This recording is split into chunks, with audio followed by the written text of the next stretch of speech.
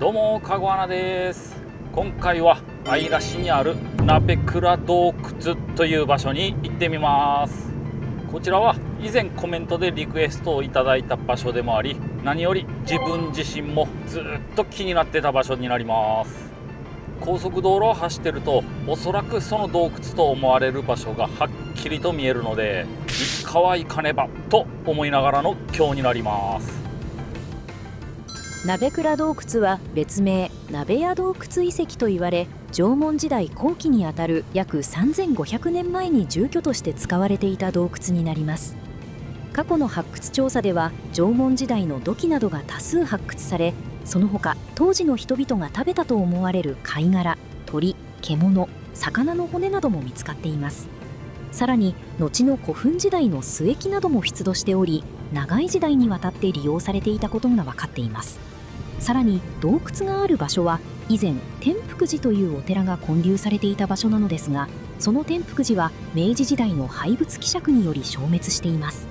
ですがその周囲の崖に掘られた数多くの磨崖仏が現在も多数残されており、そちらの磨崖仏は姶良市の指定文化財になっています。というわけで、洞窟だけでなく周辺には磨崖仏もたくさんあるようなので、早速行ってみますと言いたいところですが、その前に高速から見えてる場所で近くにもう一箇所気になる場所があるので、先にそちらに寄ってみようと思います。はい、その場所がこちらになります。今はこんな感じで木々が生い茂って影になったりして、この奥の岩肌はほとんど見えないんですけど、いつだったかな、多分冬場だったと思うんですけど、この木々が枯れて奥の岩肌まで結構はっきり見える時期があったんですよね。その時にこちら九州自動車道すぐ横を走ってるんですけど、そちらを走ってた時に、こちらの岩肌もはっきりと見えて、そこに穴らしきものも見えたんですよね。なのでこちらもずっと気になってた場所ではあります。で、ここは今から行く鍋倉洞窟ともかなり距離の近い場所になります。あちらの方ですね、向こうの方に鍋倉洞窟はあります。その前にちょっとここを見ていこうと思います。で、ここはこんな感じで、薬師如来像という像が収められているお堂があるみたいです。で、ここにも書いてありますけど、その像は現在腕を失っているそうです。ちなみにこの薬師如来像、姶良市の有形文化財に指定されてます。じゃあちょっと見ていこうと思います。ここに積んである石も昔から使われている溶血凝灰岩になります。ここの階段に使われている石もそうですね。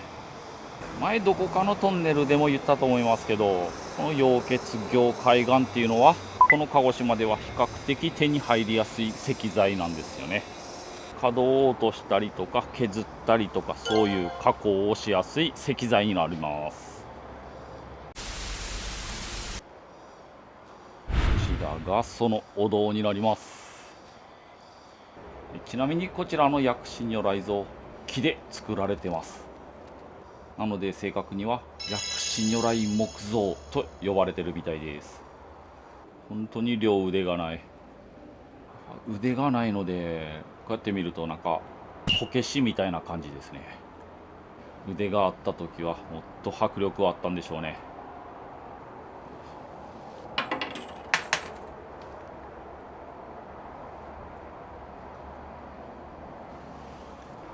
で、こちらに落石注意の案内もあるように、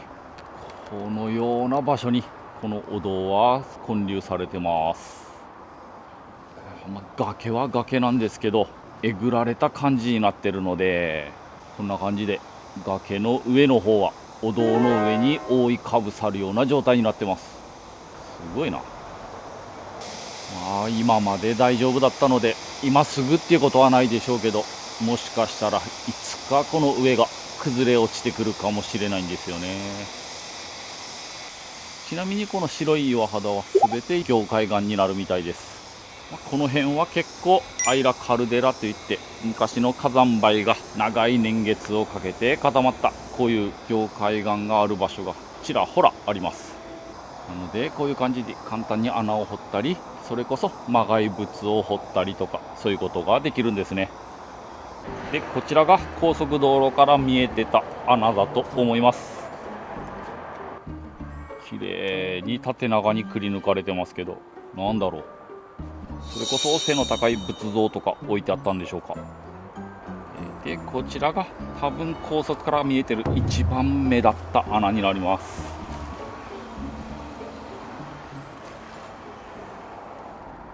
今現在は特に何があるわけでもないんですけど、なんだ、いわゆる農業用ビニールってやつですよね。なんでこんなとこにあんだ。ここにも何やらくぼみがありますけど、こういうところにもちっちゃな仏像とか置いてあったんでしょうか。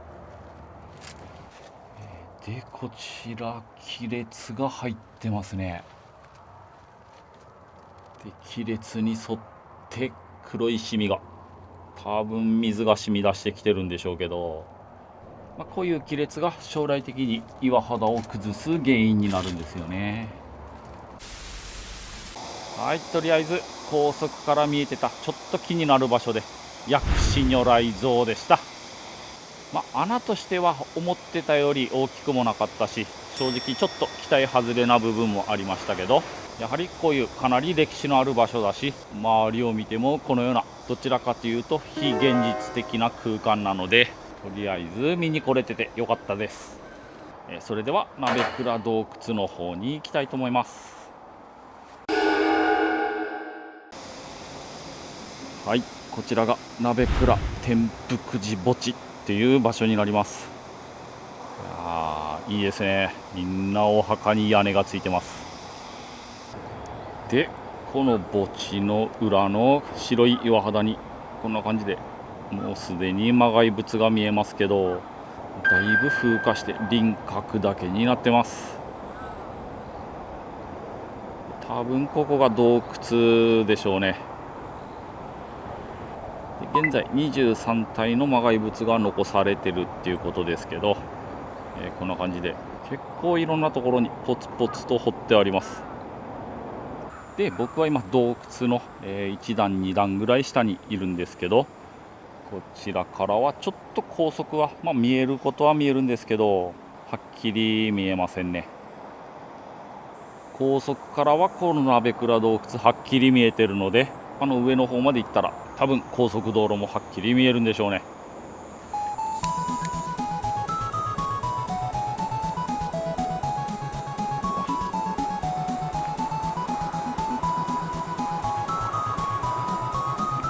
久しぶりにヘビを見た。それでは早速行ってみます。どこから行くんだこれ。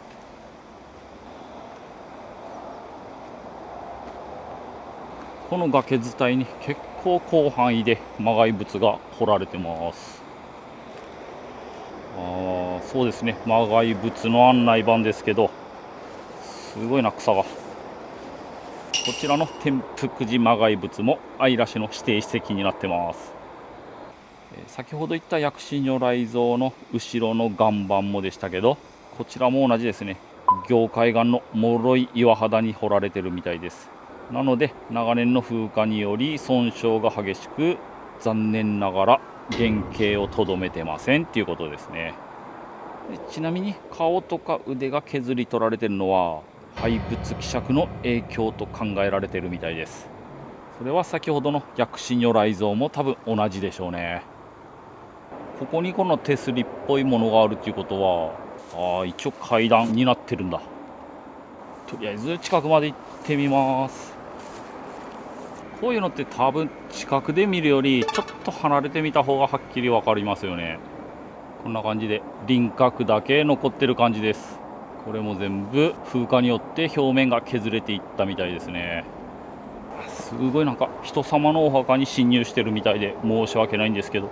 こういうところにも磨崖仏彫ってあります。この辺りは仏像というより石板ですかね。多分文字が彫ってあるんだと思います。こちらにもありますね。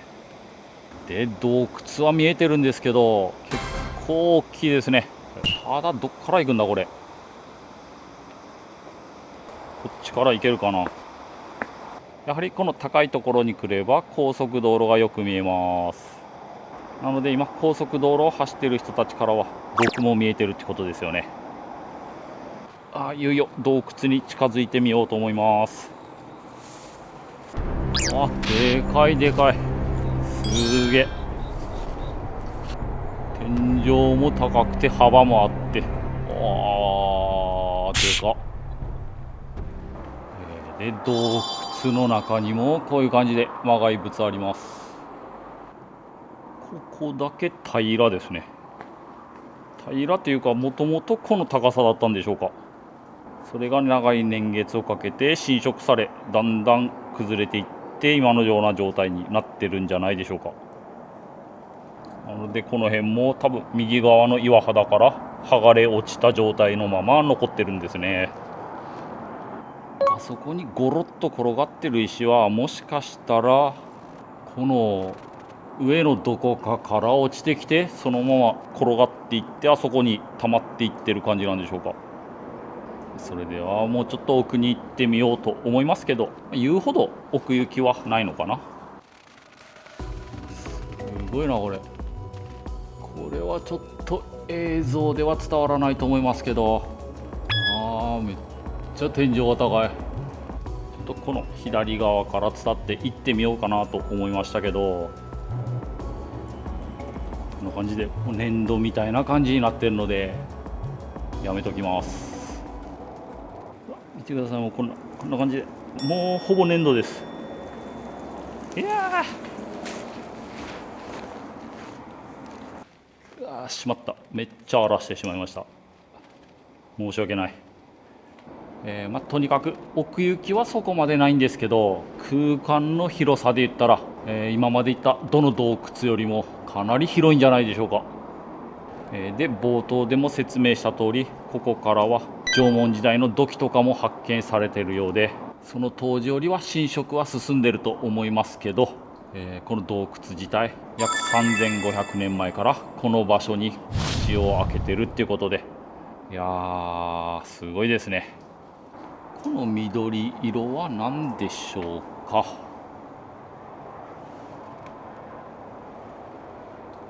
天然なのかスプレーなのかちょっと分かりません。なんか天然のような気もするけどちょっと分かんないですね。マジででかいわ。ここにも魔骸物掘ってあったんでしょうね。だいぶ侵食されてこのような感じにうっすらと輪郭だけ残ってます。これだけ見ると重機のバケットの爪で削ったような感じですね。そんなことはないんですけど。で洞窟のすぐ脇にもこのような感じで結構大きめの魔骸物がありますけどこちらもほとんど侵食されて、何が何だかは分かりません。うっすらと形だけが分かる感じですね。そのうち完全になくなるんでしょうね。これはお堂の中とかに収められてそうな石碑があります。なんかこんなところに落ちてんだろう。やっぱり遠くから見ても結構大きいなと思ってましたけどここまで来ると予想以上に大きな洞窟でした。やっぱり地図を見ながら気になった場所とかそれこそ車を運転しながら見つけてあれなんだろうって思った場所には実際に行ってみるべきですね。中には実際に行ってみたら思ってたよりしょぼかったっていう場所も当然あるでしょうけどこのように外から眺めてるだけでは絶対わからないようなすごい場所もあると思うのでやはり自分の足で気になる場所を歩くっていうのはすごい有意義なことだと思います。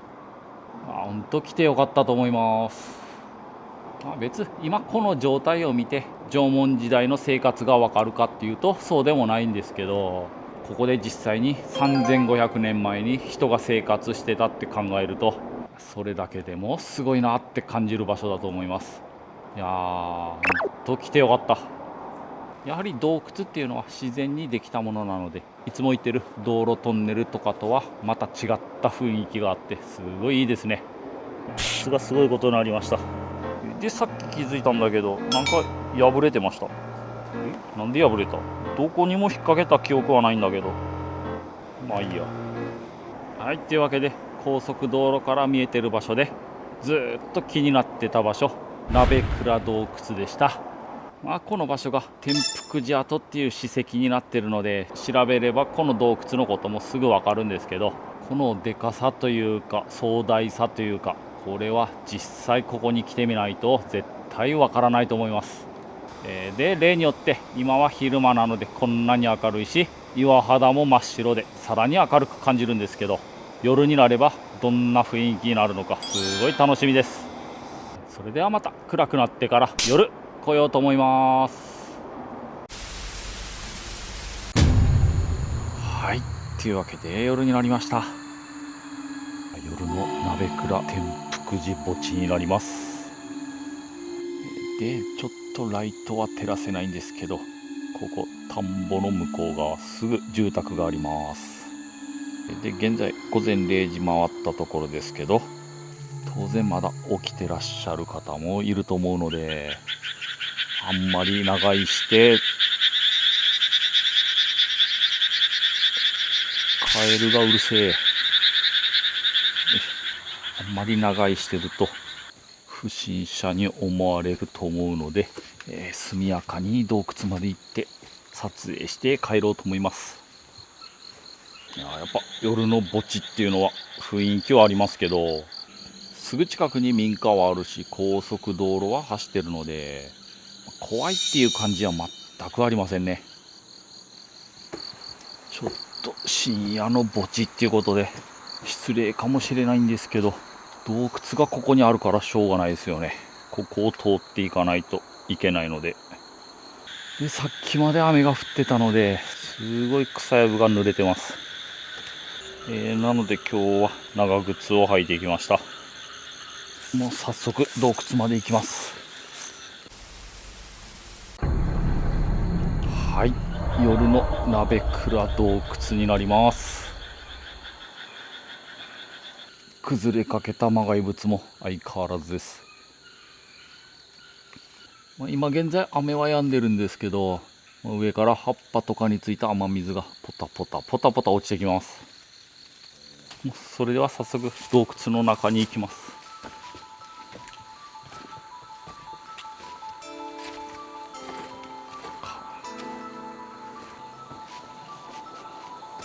この洞窟の中の磨崖仏は文字は消えてるんですけど、形ははっきりと残ってます。外に比べて風化のスピードが遅いんでしょうね。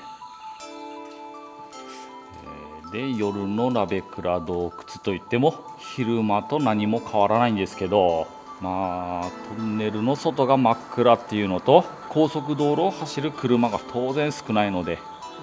周りの音が昼間に比べればかなり静かです。その代わり田んぼにいるカエルの鳴き声がものすごいよく聞こえます。うるさいぐらい聞こえます。僕が削った足跡が。でここのくぼみは多分昼間来た時はなかったと思います。ここ数日雨がずっと降ってたりしたので、同じ場所にずっと雨水が落ちてくるんでしょうね。これだけ削ってます。でもここは硬い岩じゃなくてもう粘土みたいな感じなので簡単にえぐれるとはいえ、このポタポタ落ちてくる水だけでこんなに穴が開くんですね。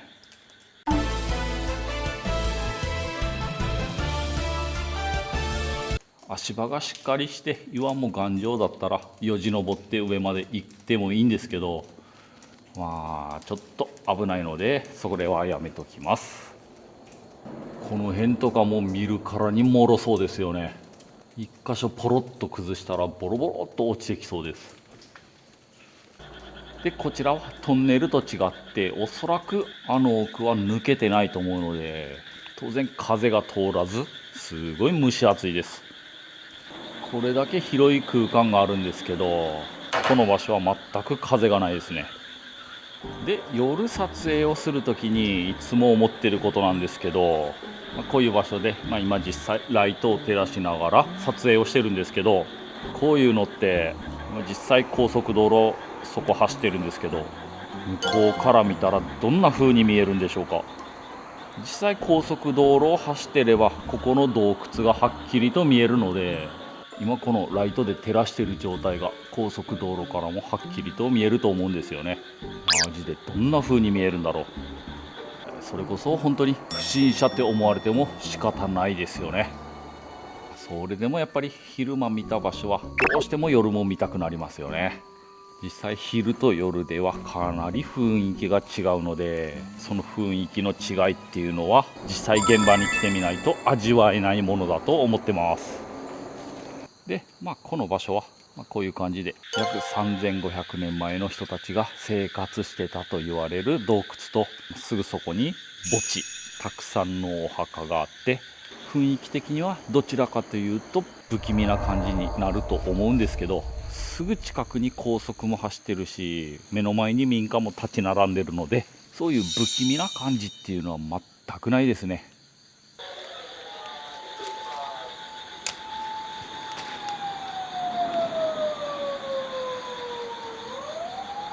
何でしょうか。